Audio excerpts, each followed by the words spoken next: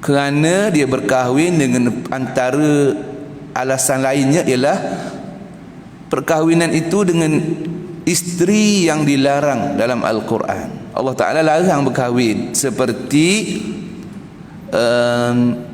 adik-beradik sesusuan.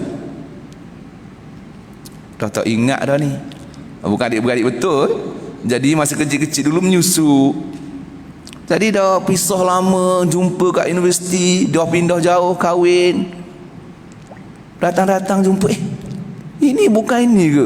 Dulu anak awak bukan nyusu? Padahal dah 2 malam dah kahwin, 2 malam dah bersetubuh. Ketika itu dia menyangkakan bahawa isterinya taklah sah, isteri yang sah. Padahal dia dilarang berkahwin, tidak sah perkahwinan dengan saudara sesusuan. Jadi wati syubhah. Jadi tak bolehlah nak di-charge, nak disabitkan, nak didakwa, nak dibicarakan di atas kesalahan zina, sebab dia adalah wati syubhah. Banyak lagi lah contoh-contoh lain. Boleh jadi bukan susuan saja, mungkin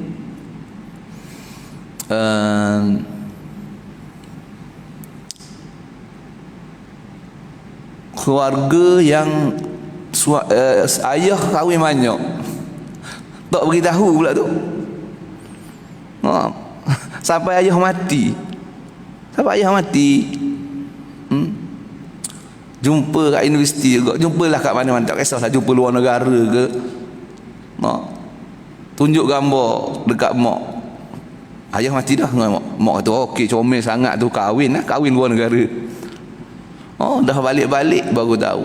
Kadang-kadang dah ada anak dah pun, dah 2-3 orang dah, baru tahu. Ya Allah, rupa-rupanya dah tahu tengok gambar. Gambar apa ni? Ni gambar ayah aku ni. Ini ayah aku juga. Ayah dah mati kan tak tahu.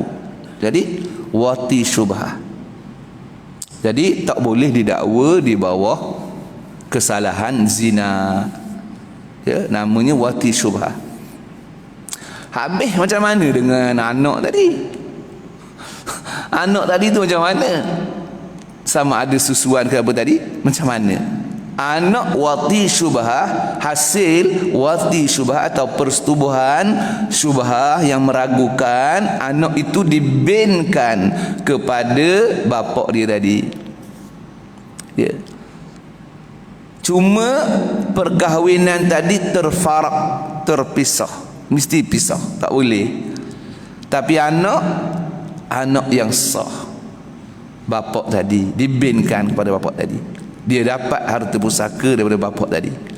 Tapi cuma perkahwinan terpisah, tak boleh dah, sebab dia terhalang. Tapi masa sebelum tu tak tahu, dan Allah Ta'ala memaafkan suatu kesalahan yang orang tak tahu. Kita kalau buat benda kita tak tahu, dimaafkan. Allah Ta'ala maha kaya, maha mengetahui. Jadi kalau dah berlaku benda tersalah, ya, banyak dalil-dalil yang sedemikian. Antaranya ialah rufi'al qalam an thalath. Allah Ta'ala tak menulis 3 perkara sebagai kesalahan, ya. Salah satu benarnya adalah al-khata', tersalah, tak tahu, tersalah lah tu, tak tahu, jadi buat tersalah. Kalau sengaja tak boleh lah, salah kan, itu wati syubhah. Okey,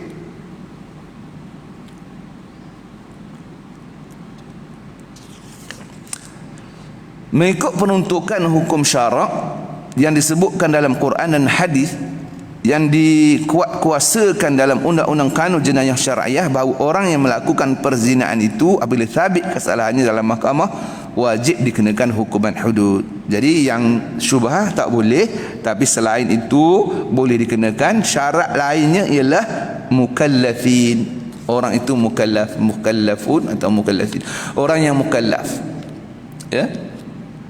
Dia kalau tak mukallaf maknanya orang yang dia sudah baligh, dia berakal, akil dan baligh. Jadi dia mukallaf. Jadi kalau kanak-kanak yang buat, tidak boleh juga didakwa di bawah hudud. Orang gila yang buat tidak boleh didakwa bawah hudud. Tapi kalau bercampur orang tua dengan orang budak, orang tua kena dakwa di bawah hudud. Budak-budak yang belum cukup umur, belum baligh ataupun orang tidak berakal, tidak boleh didakwa. Tapi yang tua tadi, yang dah umur tadi cukup, dia didakwa. Banyak berlaku, ya. Kalau dalam istilah civil dia panggil statutory rape, ya. Statutory rape maknanya rogol di bawah undang-undang. Rogol bawah undang-undang, iaitu orang yang berumur, tapi dalam statutory rape ini dia totally dia tidak semestinya rogol saja. Kalau setuju pun kerana bawah umur dia dianggap rogol juga, ya. Tapi dalam syarak, kalau setuju itu zina, kalau rogol itu zina bil ikrah, zina paksa. Nanti dia akan ada hukum yang berbeza. Okey. Jadi tadi orang mukallaf, orang yang bersetubuh itu mukallaf. Okey. Jadi kalau kita tengok di sini, zina itu dari segi kategori ini tidak memasukkan persetubuhan di antara orang lelaki dengan lelaki. Liwat lah maksudnya. Tak masuk liwat. Sebab di sana kalau kita tengok, ada ulama yang menyatakan liwat adalah zina. Imam Syafi'i memasukkan kesalahan liwat sebagai zina. Imam Syafi'i, liwat adalah zina. Tapi dalam mazhab Hanafi contohnya, liwat bukan zina. Sebab zina akibatnya banyak, antaranya kelahiran anak luar nikah. Adapun liwat, dia tak akan sekali-kali tak akan, mustahil akan menyebabkan lahir anak luar nikah. Tapi kalau zina, ya. Jadi kesan lain, jadi hukumnya pada pandangan Hanafi lain, pada pandangan Syafi'i sama, ya. Okey.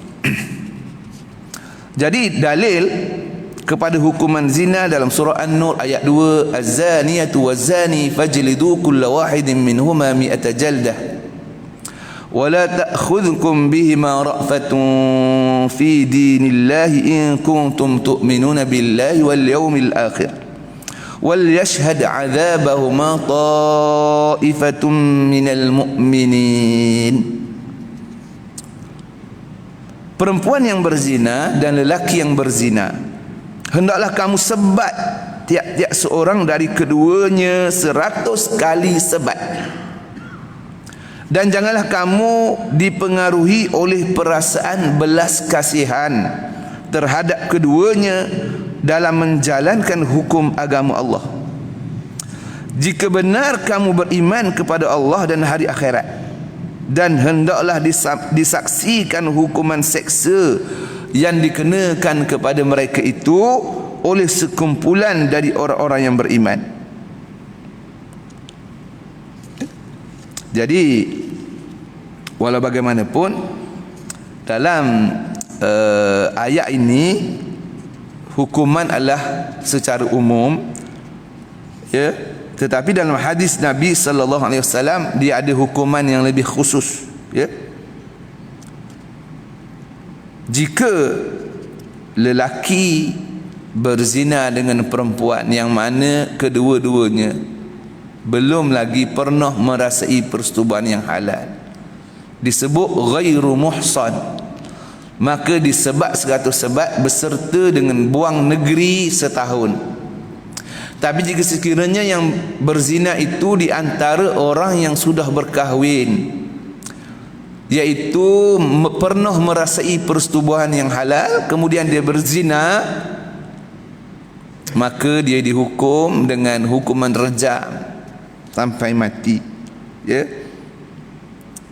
Itu nanti kita akan jumpa dengan hadis tersebut, perbincangan tersebut.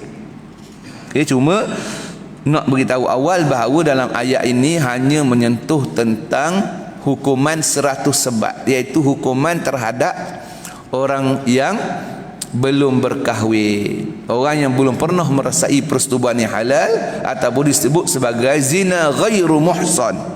Zina ghairu muhsan. Ya. Adapun lelaki atau perempuan muhsan, kita sebut lagi sekali tadi, iaitu yang sudah berkahwin, yang sudah menikmati persetubuhan halal. Bukan berkahwin saja, tapi dalam perkahwinan itu dia sudah merasai persetubuhan yang halal.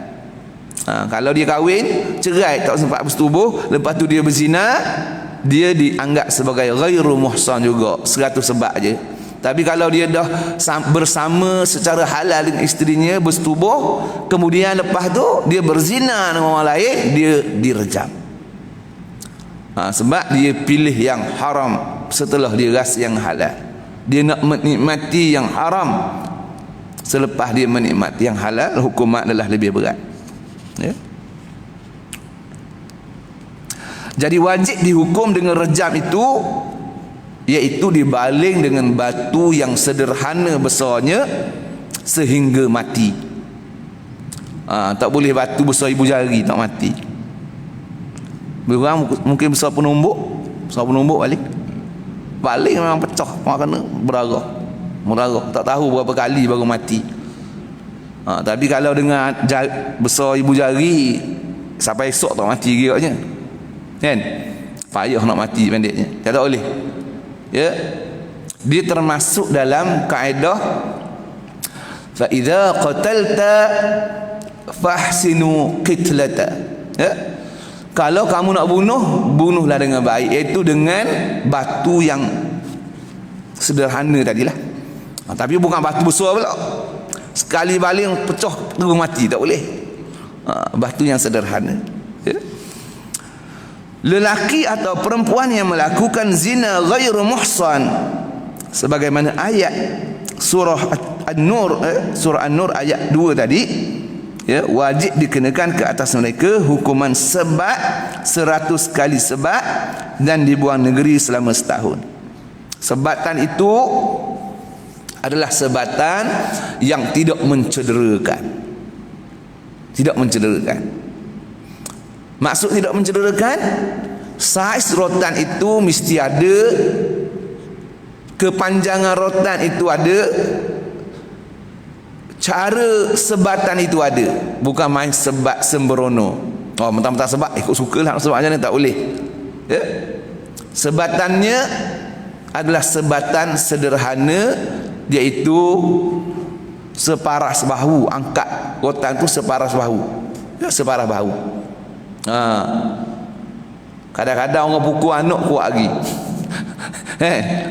Kalau hak jenis baran dia angkat pukul anak lagi teruk, tak boleh. Dan pukul anak akak tu pun berdosa. Jangan ingat tak berdosa, sebab sudah zalim. Zalim tu tak boleh. Jadi anak pun kena sebab macam tu juga. Sebab isteri pun kalau sebab pun macam tu juga. Kalau berani kalau berani sebab kalau kesalah lah, kalau tak salah nak buat apa, salah. Dan kesan dari, kalau untuk isteri, kalau kesan sebatan itu boleh membawa kebaikan. Kalau sebat tu lagi gaduh lagi teruk, tidak digalakkan untuk sebat. Nanti dia ada black belt, dia flying kick, jadi baik tak boleh, tak payah. Tapi kalau boleh memberi kesan yang baik, tapi anak insya-Allah lah beri kesan yang baik lah. Tapi isteri ni lain sikit. Ya, okey. Jadi tadi disebat 100 sebat. Tidak boleh disebat di muka. Nanti kita sebut secara detail juga macam mana itu, kita sebutlah, maknanya ada cara sebatan. Jadi zina ini zina muhsan dan juga zina ghairu muhsan. Kita dah ulang tadi ya. Jadi perzinaan yang boleh dituduh dan didakwa di bawah kesalahan zina muhsan, ya, ada syarat dia, ialah lelaki atau perempuan yang telah baligh berakal, merdeka, iaitu bukan hamba, pernah berkahwin, iaitu telah merasai kenikmatan persetubuhan secara halal, maka dia dituduh di bawah kesalahan muhsan, ya. Sementara zina ghairu muhsan, persetubuhan lelaki dan perempuan yang belum pernah berkahwin. Belum pernah berkahwin tu maknanya tak adalah, tak ada masalah, ya. Dia walaupun dia pernah berzina dulu, dia banyak kali dah berzinanya, ini kali ke 1000 ke 100 ke tak tahu dah, sama juga ghairu muhsan, 100 sebat dan setahun buang negeri saja. Tak boleh sebab dia dah berzina banyak tapi dia belum kahwin, dia tak boleh muhsan, tak boleh muhsan. Ghairu muhsan, ghairu muhsan maknanya belum kahwin, belum merasai, belum kahwin. Muhsan dah kahwin dan merasai persetubuhan yang halal, ya. Perzinaan yang tidak cukup syarat yang disebutkan dalam apa yang kita sebutkan tadi, iaitu baligh, berakal, merdeka tadi, dan jadi tidak boleh lah dia kalau tak mencukupi. Kalau cukup tadi dengan syarat tadi, dituduh di bawah kesalahan zina ghairu muhsan ataupun zina muhsan tadi, ya? Sama ada lelaki atau perempuan, sama saja hukuman had dia, iaitu sebat 100 sebat, buang negeri setahun ataupun diganti dengan penjara setahun. Kita dah bincang itu sikit, ya, tentang penjara dan buang negeri. Relevansi di antara para ulama menyatakan dalam melaksanakan buang negeri itu adalah ketikanya lebih relevan, lebih sesuai untuk dipenjarakan, ya. Dan orang yang dituduh di bawah kesalahan muhsan, ya, iaitu hukumannya dibaling dengan batu yang sederhana besarnya hingga mati sebagaimana kita sebut tadi. Dan seorang yang melakukan zina ghairu muhsan, wajib dikenakan ke atas mereka hukuman sebat 100 kali tadi, buang negeri setahun, sebagaimana kita tengok hadis, ya, yang kita sebut, yang kita katakan tadi. خطب عمر فقال إن الله تعالى بعث محمدا صلى الله عليه وسلم بالحق وأنزل عليه الكتاب فكان فيما أنزل عليه آية الرجم فقرأناها ووعيناها ورجم رسول الله صلى الله عليه وسلم ورجمنا وأني خشيت إن طال الزمان أن يقول قائل ما نجد الرجم في كتاب الله تعالى فيضلون بترك فريضة أنزلها الله تعالى فالرجم حق على من زنى من الرجال والنساء إذا كان محصنا إذا قامت البينة أو كان حمل أو اعتراف. رواه الشيخاني وأبو داود والترمذي والنسائي. Hadis ini hadis sahih, ya. Syaikhani maknanya Bukhari dan Muslim, Abu Daud, Tirmizi dan juga Nasai, ya. Jadi Sayyidina Umar, khalifah Islam yang kedua, telah berkata dalam ceramahnya, sesungguhnya Allah Ta'ala telah membangkitkan Nabi Muhammad, ya, mengutuskan Nabi Muhammad sallallahu alaihi wasallam dengan sebenarnya dan menurunkan kepadanya kitab, yakni Al-Quran. Maka adalah di antara ayat-ayat yang diturunkan itu ialah ayat rejam. Dalam Quran ada ayat rejam. Ada ayat rejam. Okey. Kami telah membacanya dan menghafaznya. Kata Umar, kami hafal ayat tu. Ayat rejam itu, ya. Dan Rasulullah sallallahu alaihi wasallam telah merejam orang yang berzina, dan kami juga telah menjalankan hukuman rejam. Sesungguhnya aku sangat takut di belakang hari nanti andainya ada orang berkata hukuman rejam itu tidak ada dalam kitab Allah, yakni Al-Quran, maka dengan itu mereka akan sesat disebabkan meninggalkan kewajipan yang telah diturunkan Allah, maka hukuman rejam itu hak sebenarnya atas mereka yang berzina, lelaki dan perempuan. Apabila ia zina muhsan, apabila ada saksi atau mengandung atau dia mengaku melakukan perzinaan. Tiba-tiba hari ni kalau kita buka Quran tak jumpa ayat rejam. Tak jumpa.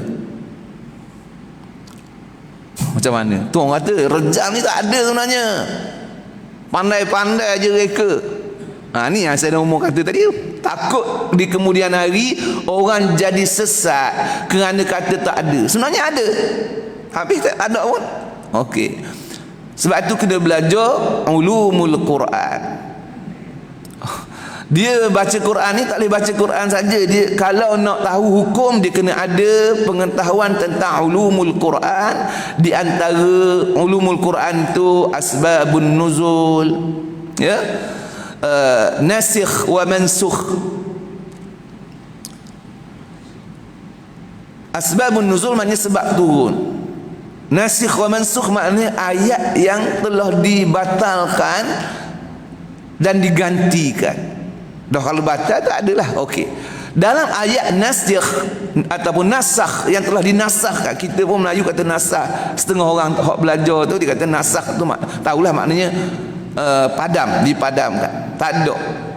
Ya? Tapi dalam hukum ayat nasakh ini terbahagi kepada beberapa. Yang pertama, ya, nasakh ayat, tidak nasakh hukum.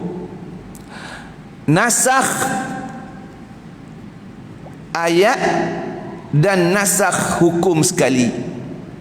Dan yang ketiga, ayat tidak nasakh tapi hukumnya nasakh.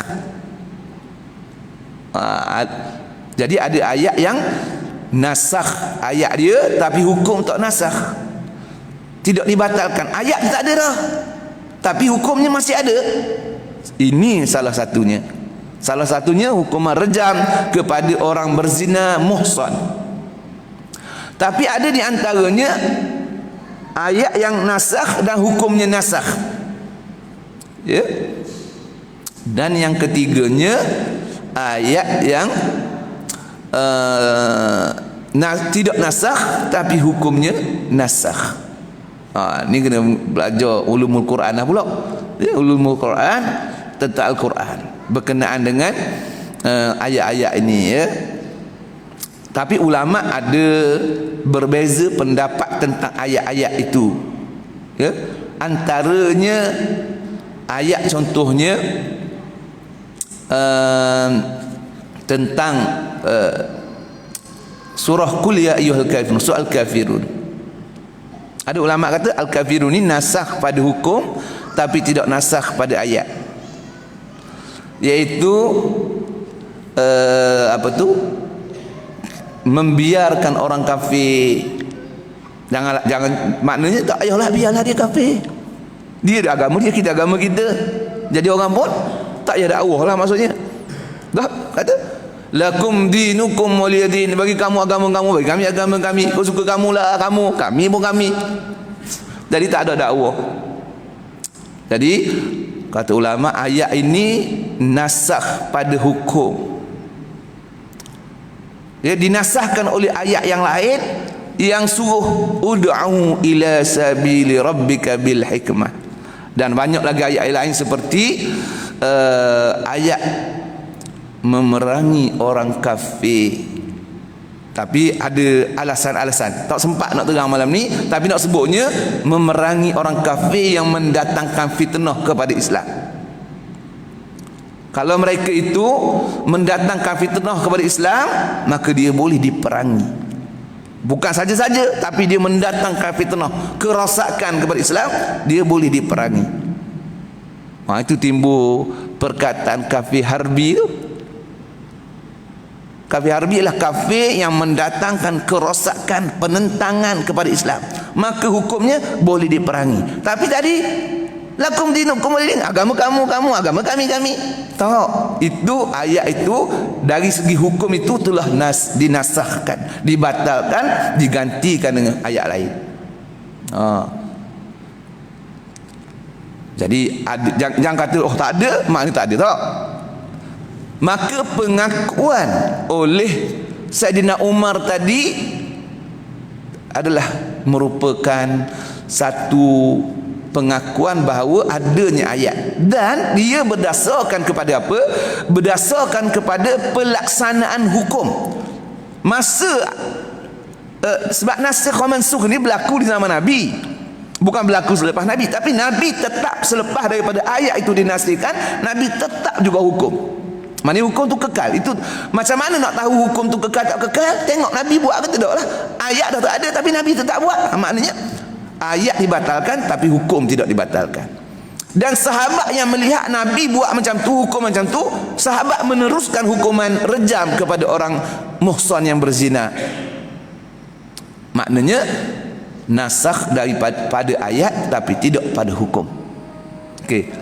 Jadi bolehlah kalau kita katakan kita ada idea lah kenapa kita tak jumpa, kenapa kita tak jumpa kenapa kita tak jumpa tu kita nampak, iaitu kerana memang nasakh ataupun nasikh sudah tak ada, tak ada. Okey. Kemudiannya, okey,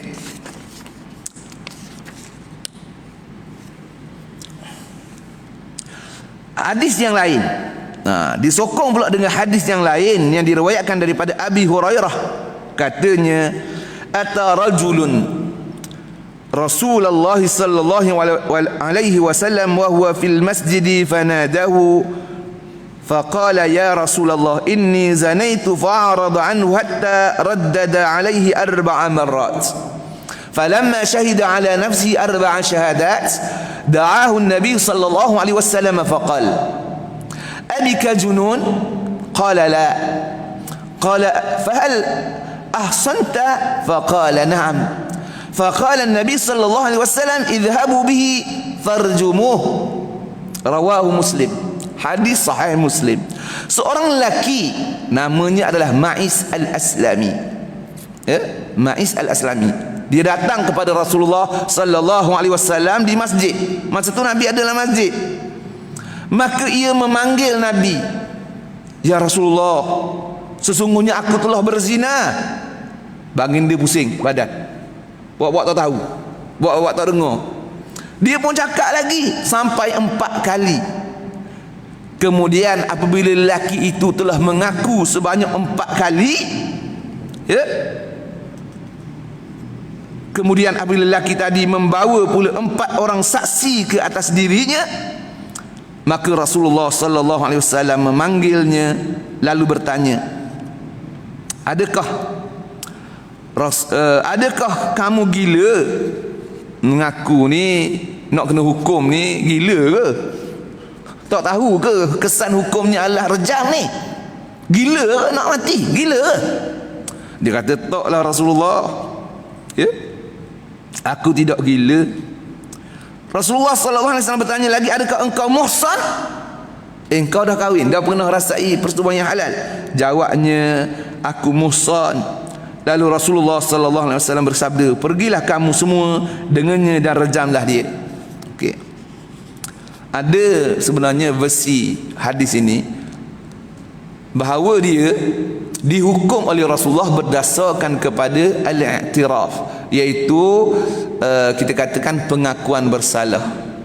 Mengaku, dia mengaku dia bersalah, dia kata saya buat. Jadi suatu kesalahan yang dibuat, suatu hukuman berdasarkan kepada pengakuan, pengakuan sendiri, ikrar, disebut ikrar, ataupun al-i'tiraf ataupun ikrar. Dia mengaku, maka dia ada tambahan dia. Jadi orang yang mengaku ni dia direjam sesambil berdiri. Hukuman dia. Kemudian apabila dia kena rejam, dia sakit, dia lari. Ma'is al-Aslami ni lari. Orang pun pakat kerja. Rasulullah kata kalau dia lari biarkan. Kalau dia lari biarkan. Jadi orang ni excited. Balik-balik orang ni excited macam yelah, kadang-kadang kita biasa dengar kan, kalau ada orang masuk kawasan perumahan, terlanggar orang, kalau seorang pergi belasah, ramai-ramai pakat belasah, tahu salah tak salah pergi belasah, excited. Dia punya adrenalin tu naik. Bagi yang bertumbuk-tumbuk pukul orang ni sedap. Tapi kalau kau pukul dia lain pula. Dia lari kalau pukul orang memang seronok. Rasa nak pukul je. Adrenalin. Jadi balik kejar. Diberitahu kepada Rasulullah sallallahu alaihi wasallam, kamu telah membunuhnya. Tak boleh, kata Nabi, tak boleh. Kalau lari, biar dia lari, maknanya retraction. Retraction maknanya confession dia telah ditarik balik. Dalam kesalahan yang diasaskan ataupun pembuktian dia berdasarkan kepada pengakuan dalam Islam, kalau ditarik balik, hukuman itu terlepas. Kalau setengah dah, setengah je lah, itu biar. Kalau belum hukum lagi, tak boleh hukum langsung. Tapi kalau dah habis hukum dah, tak boleh buat apa. Tak boleh buat apa sebab atas pengakuan dia, dan tidak boleh buat apa-apalah, pampasan buat apa pun tak boleh. Lepas dah kena hukum habis dah, dia kata sebenarnya saya tak buat, saya tarik balik. Maknanya dia setakat membersihkan nama dia saja, tapi hukuman tak boleh dah, tak ada gantilah sebab pengakuan dia sendiri. Okey, jadi namanya Ma'is Al-Aslami. Kemudian ada lagi hadis yang lain, sokongan. Banyak sebenarnya hadis mengenainya. Ma'is Al-Aslami, hadis ada hadis yang berkenaan dengan apa tu, Ghamidi, imra'atun min Ghamidiyah, seorang perempuan, annamra'ata, sesungguhnya seorang perempuan, Al-Ghamidi, zana, telah berzina, zanat, dia telah berzina. Seorang perempuan daripada suku Ghamidiyah, dia telah berzina. Dia datang kat Nabi mengaku, Rasulullah, aku berzina. So kata, ya ke? Dia ngaku 4 kali ngaku. Dia kata, ya Rasulullah, saya tahulah ni, saya sampai mengandung ni. So kata, baliklah, tunggu beranak. Dia pun balik. Lepas beranak dia mari. So kata, balik dulu bagi susu ke anak tu sampai 2 tahun. Bagi susu. Balik bagi susu. Datang lagi. Baru Nabi hukum. Maknanya kata para ulama, kalaulah perempuan tak dilepas balik tu tak mari, tak cari dah. Tak cari. Maksudnya Islam ni bukan nak menghukum. Bukan nak hukum sangat, bukan. Mentang-mentang ada hukum Islam, kita nak hukum semua. Kalau salah, bukan. Tapi kalau dah terbukti betul-betul, hukumlah. Tapi kalau pembuktian itu secara pengakuan, tak boleh, tak cari pun. Walaupun dia mengaku tak cari, ya dia. Tengok, maknanya Islam bukan nak menghukum sangat, tapi mengadakan hukum itu demi tujuan untuk kawal, untuk kontrol. Itu tujuan hukum Islam. Kalau biar tak ada hukum, berleluasa. Kalau ada hukum, orang dah takut, dia tak mari pun cukup, tak apa dah, asalkan dia takut. Dia tahu itu kesalahan. Sebab tu memang tak cari. Dia sendiri mari. Selepas dah agak lama baru dia mari, lalu Rasulullah hukum dia. Timbul pula, masuk dah. Apabila dia apa tu, dia mari nak kena hukum tu, Rasulullah nak hukum dia, dia dah kena hukum mati dia, maka orang pakak-pakak tak nak mandi dia, pakak-pakak tak nak menguruskan jenazah dia. Kotor ni, keji ni, tak nak sahabat-sahabat pun tak nak buat. Lalu Rasulullah kata, sesungguhnya taubat dia kalau ditimbang dengan taubat seluruh Madinah, berat lagi taubat dia. Maknanya orang yang sudah dihukum bersih, tidak lagi boleh dinista dia, dikata kat dia. Dan kalau dia mati, dia adalah seorang yang bersih, dia adalah seorang yang suci.